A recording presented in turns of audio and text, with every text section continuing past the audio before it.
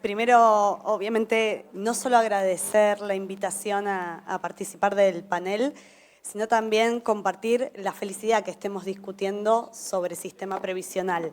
porque es un tema que en el último año saltó a las agendas, es un tema que estamos discutiendo en las agendas sindicales, en las agendas públicas, en los movimientos sociales, en los espacios de trabajadores, pero es un tema que no solía ser un tópico de debate, salvo para discutir el monto de los saberes. Y haber empezado a discutirlo nos permite abrir el debate mucho más en profundidad, y discutir sistema previsional nos obliga a discutir género. Porque como decía hace un ratito Estela, cuando discutimos la estructura demográfica, discutimos también una sociedad que avanza en un proceso de envejecimiento y en un proceso de feminización de la vejez. Bueno, yo voy a pasar muy rápido, más que nada quiero llegar a unos gráficos, esas filminas que las hice para ordenarme, pero fundamentalmente mi idea es comentarles algunas cosas básicas o muy estructurales de los sistemas de previsión social,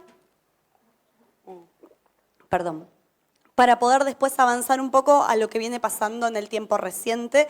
y me voy a anclar sin ninguna duda en todo lo que presentó Nora recién, porque cuando pensamos en el sistema previsional, no solo tenemos que pensar a futuro, sino que aparte estamos analizando nuestra estructura laboral en el pasado. Estamos pensando en trayectorias de personas que llegan a jubilarse después de, cuando tienen suerte, 30 años de haber tenido un trabajo acreditable según las lógicas de nuestro sistema.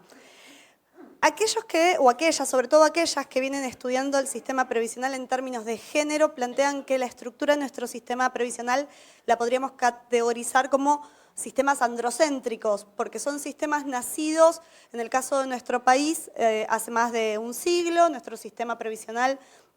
es uno de los pioneros de la región, y las primeras cajas son de más o menos 1904, 1905. Nace en una sociedad totalmente diferente a la sociedad en la que hoy vivimos, y aparte es un sistema fundamentalmente pensado con un modelo societal y un modelo familiarista en el cual el varón tiene la figura fundamental de proveedor. Por lo tanto son sistemas pensados desde los varones y para los varones. Y eso es un desafío que hoy nos atraviesa, como quedó evidenciado con las peleas recientes que venimos dando por el tema de la moratoria. ¿Cómo hacemos para adecuar un sistema previsional que nos obliga a pensar trayectorias laborales para atrás? Es decir, tenemos que pensar en una sociedad a 30 años para atrás, pero que aplica jubilaciones y pensiones en la actualidad. Entonces, los supuestos básicos para pensar de movida, lo primero que querramos analizar del sistema previsional es que partimos de un modelo societal patriarcal que no solo destina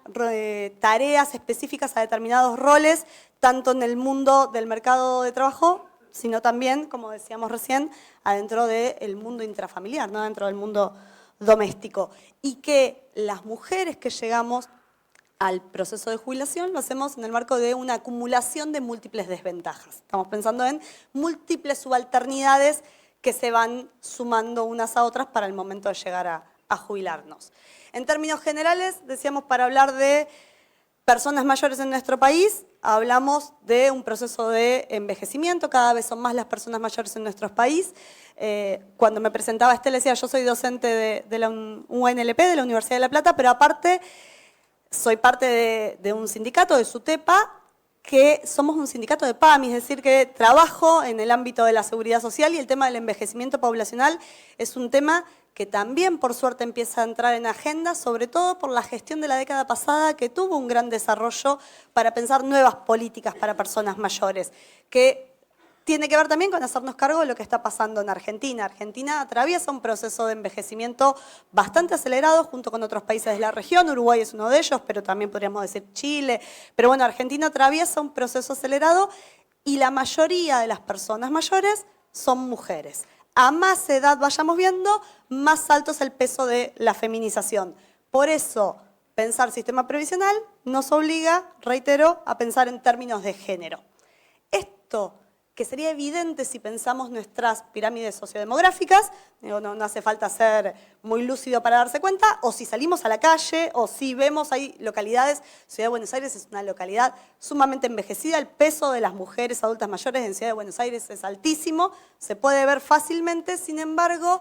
en términos de seguridad social y de previsión social, estuvo bastante invisibilizado. Y recién en el año 2001, por ejemplo, la OIT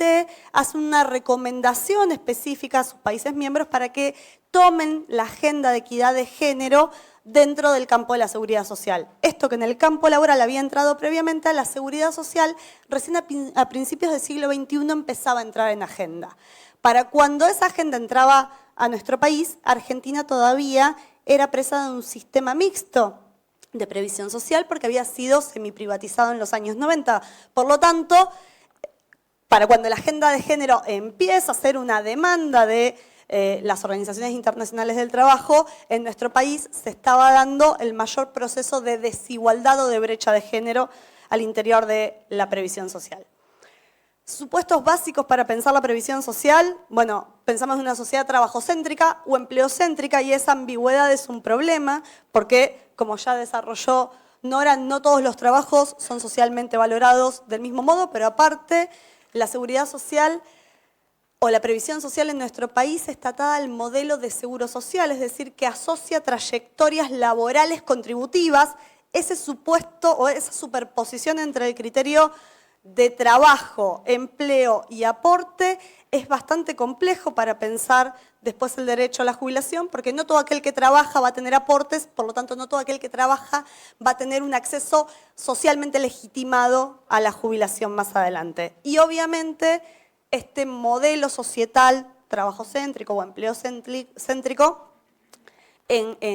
se complementa con un modelo familiarista, ¿no? Que históricamente ha destinado los roles de trabajo reproductivo a nosotras, a las mujeres.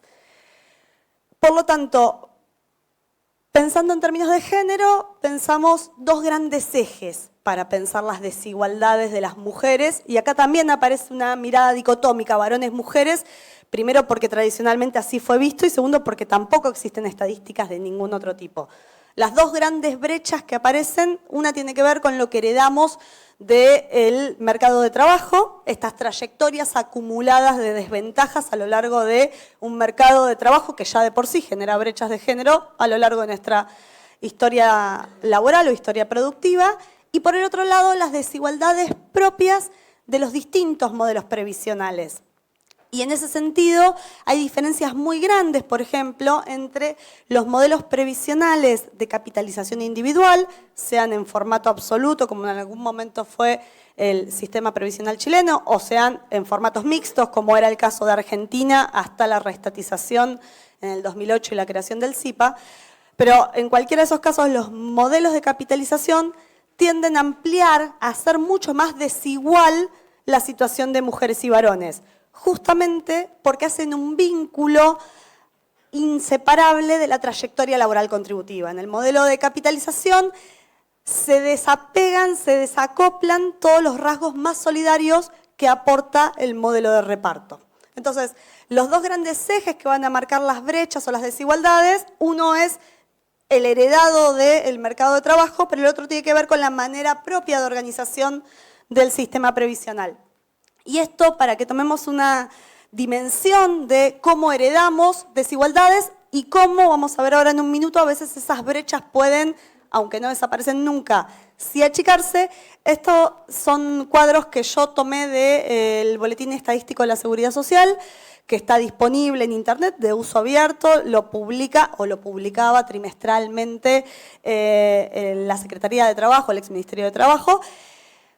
El último dato es del tercer trimestre de 2018, así que está un poco desactualizado, pero como ejemplo sirve. Si ustedes ven de este lado, lo que nos encontramos en el azul oscuro son los aportantes activos varones. Sin embargo, del lado celeste son los aportantes al SIPA, las mujeres aportantes al SIPA. Como se nota, evidentemente es mucho menor el celeste clarito, porque quienes más aportan, la mayor tasa de aporte, es la de los varones, como bien decía Nora, en gran medida por las brechas que hay en términos de segmentación del mercado de trabajo, tanto horizontal, el tipo de trabajo que accedemos, como vertical, la escala que llegamos en ese trabajo.